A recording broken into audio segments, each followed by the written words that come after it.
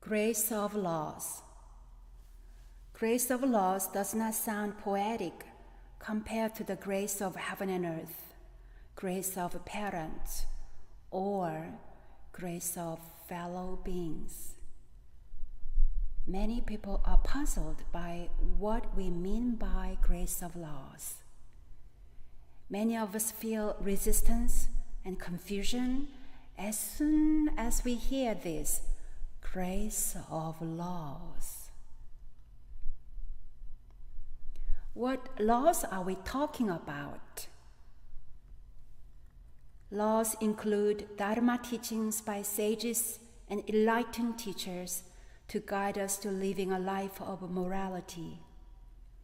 Laws also include rules, regulations, guidelines created by society and government.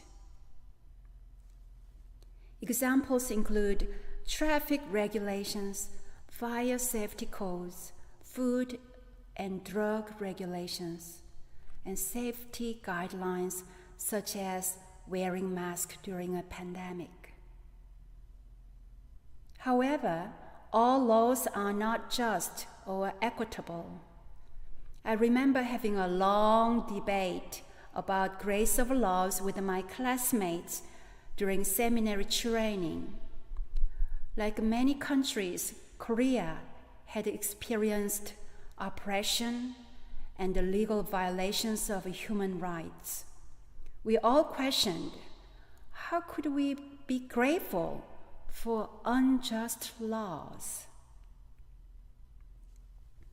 According to one Buddhist scripture, laws are equitable rules for humanity and equitable rules for justice. Won Buddhism does not encourage or endorse laws that harm people. When we refer to grace of laws, we are not necessarily referring to the laws themselves. It is the grace that comes from laws that promote mutual benefit, justice, and peace. Our founding teacher, Sotae-san, said, if we wish most easily to understand the grace we have received from laws, we must ask ourselves whether we could live in tranquility and order without laws that regulate individuals, domestic affairs for families, social order for societies, national order for nations, and global order for the world. We cannot.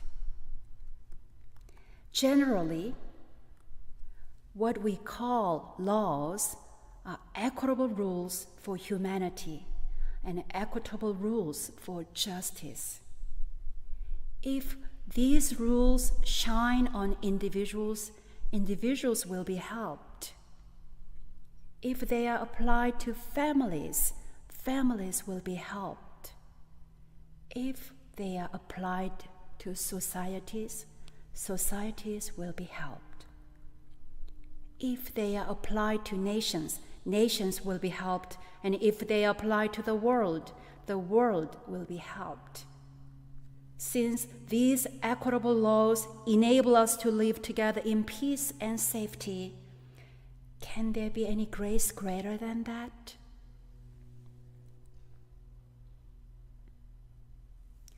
In Eastern cosmology, there are three elements: heaven, earth, and beings. When the Tao, or way of heaven and earth, is applied to human lives, natural harmony is created. In other words, just and impartial laws in human life are the manifestation of universal laws.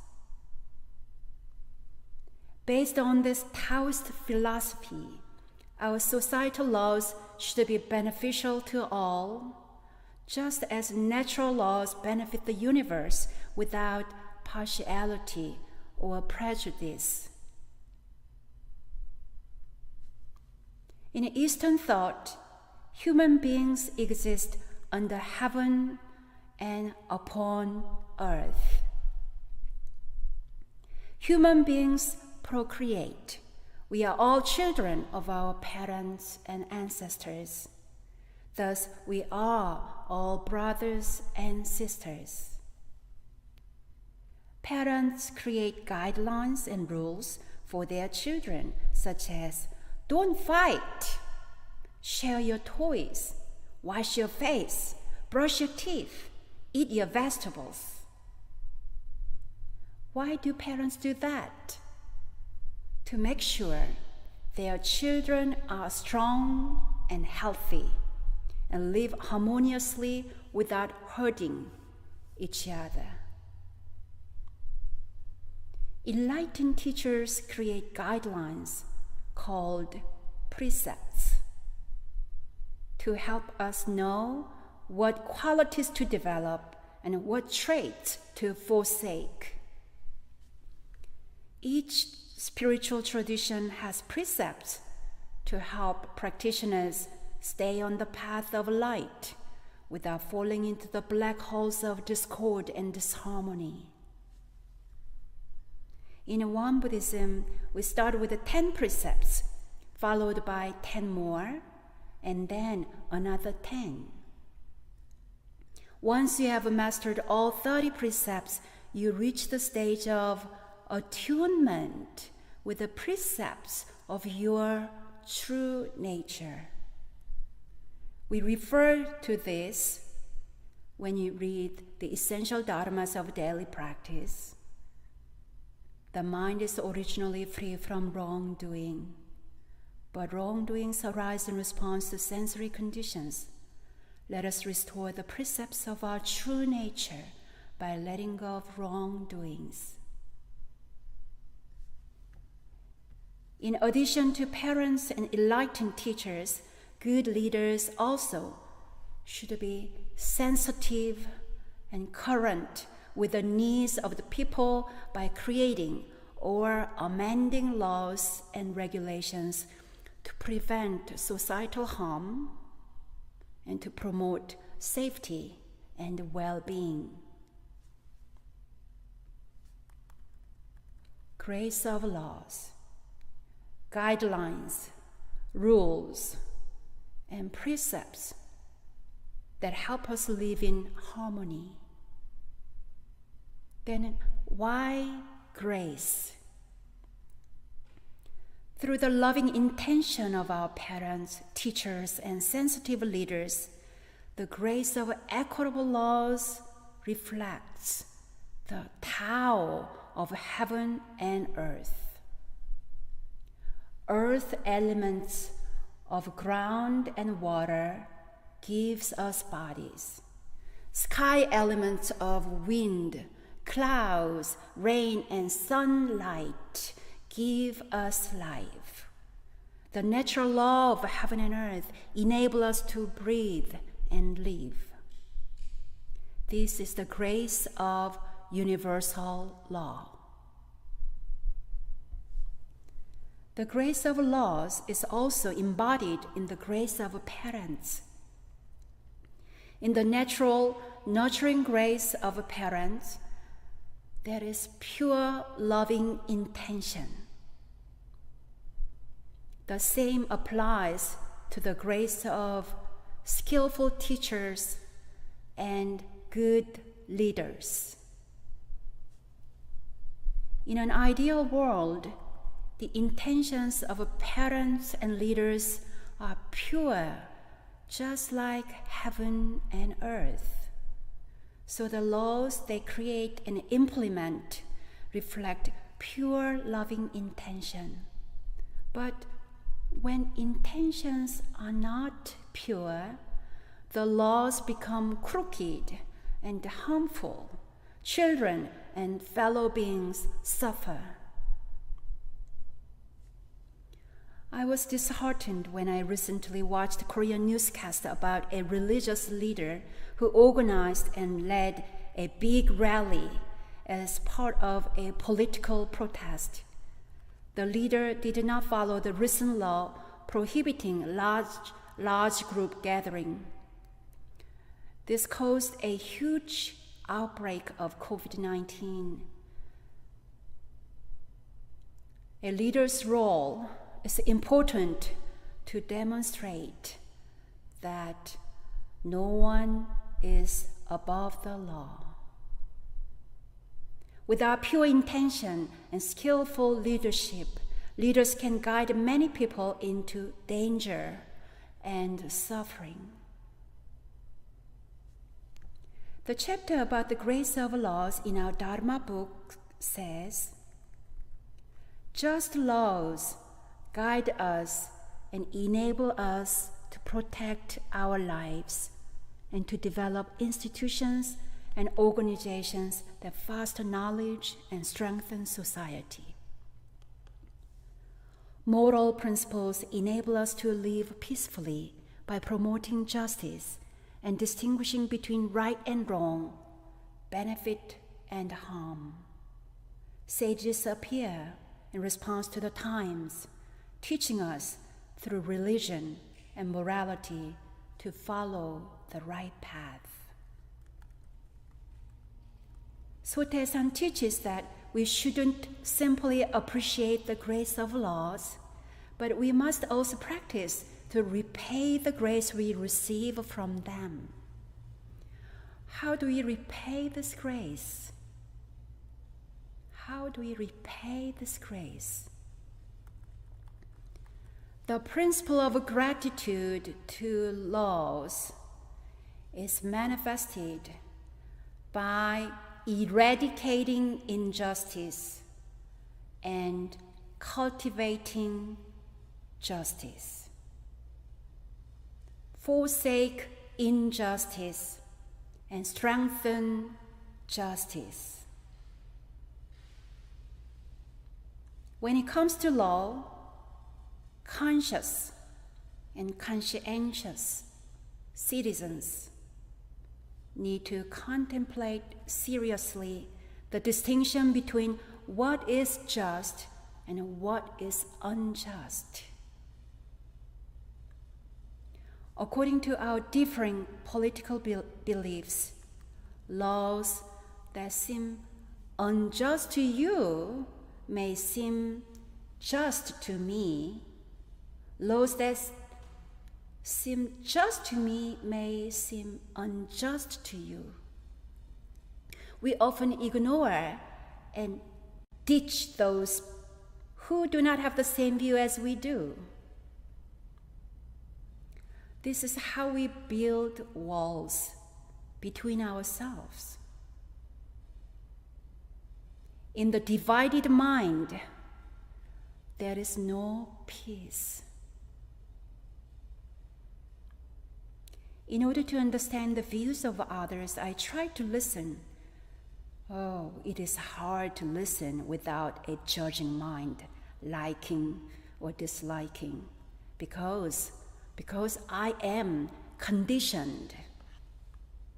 When I try to listen deeply without liking or disliking a certain political or religious view, I sometimes hear underneath all the rhetoric, deepest in our hearts and in our true essence, we all want the same things: peace, safety, freedom, and happiness. We all want to be loved.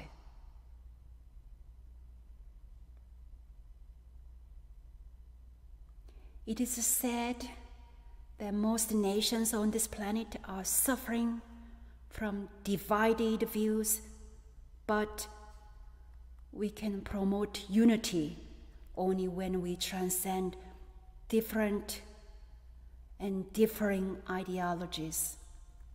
In this way, we can collaborate to overcome global crises.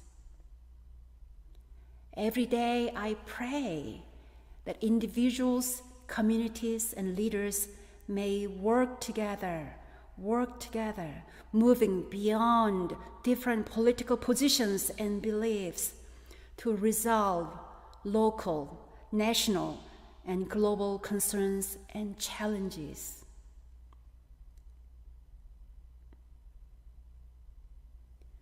True justice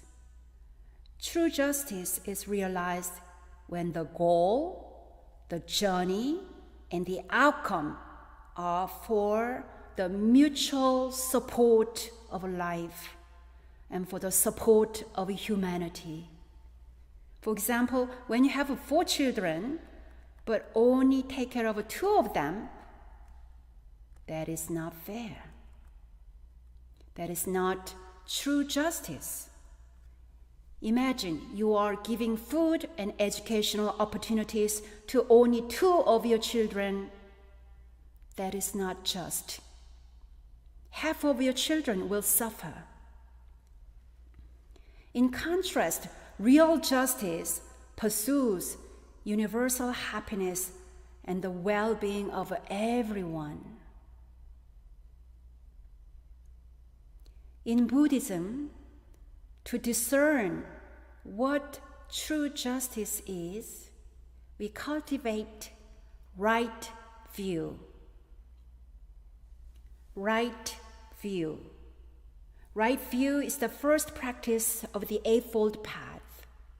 When we are locked in our own views, we go away from mutual understanding.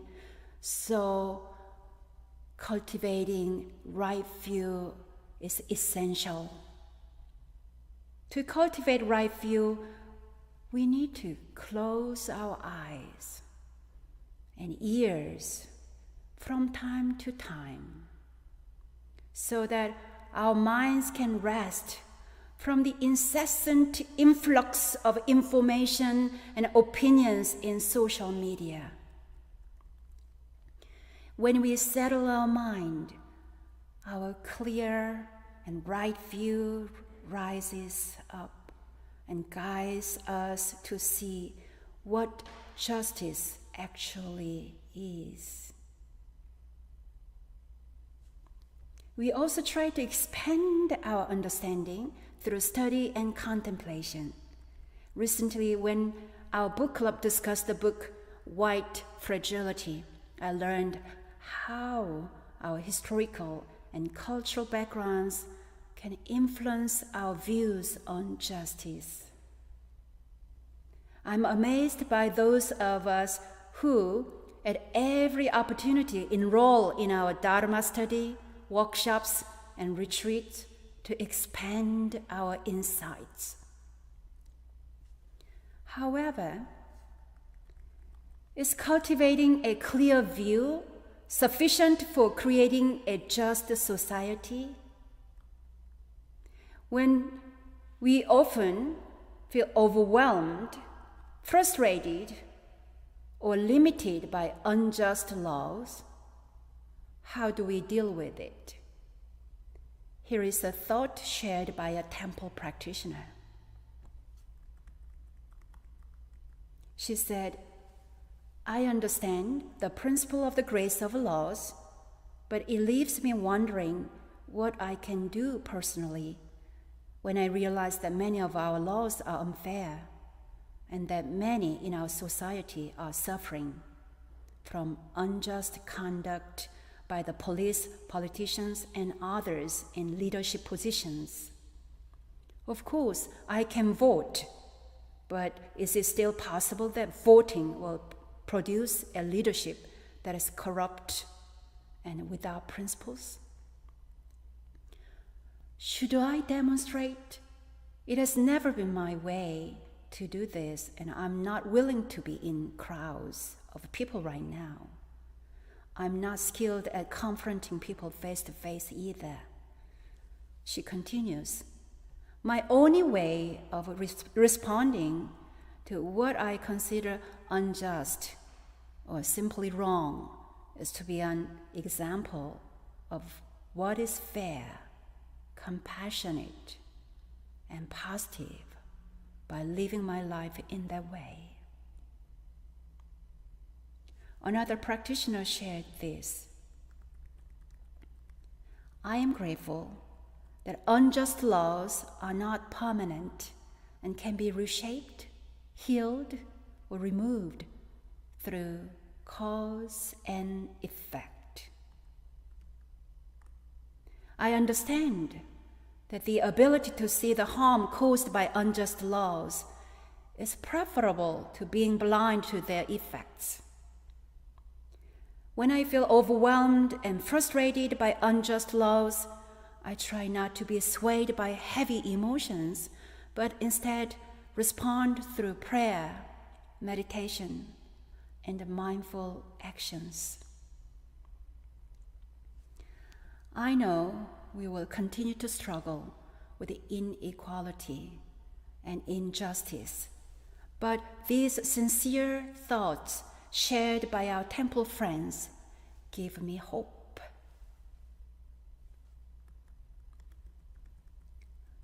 Enlightened ones see that the world is filled with indispensable, infinite grace. We tend to take these graces for granted, especially when our minds are wrapped up in negativity. Even in the middle of experiencing disturbances and uncertainty, realizing the perpetual grace in which we live is the foundation of our spirituality. Grace of laws, grace of just, indispensable laws. Am I aware of this grace in my life? Today, am I returning this grace by fortifying justice through right view and right action? When we feel overwhelmed, frustrated, and constrained by unjust laws, how shall we practice?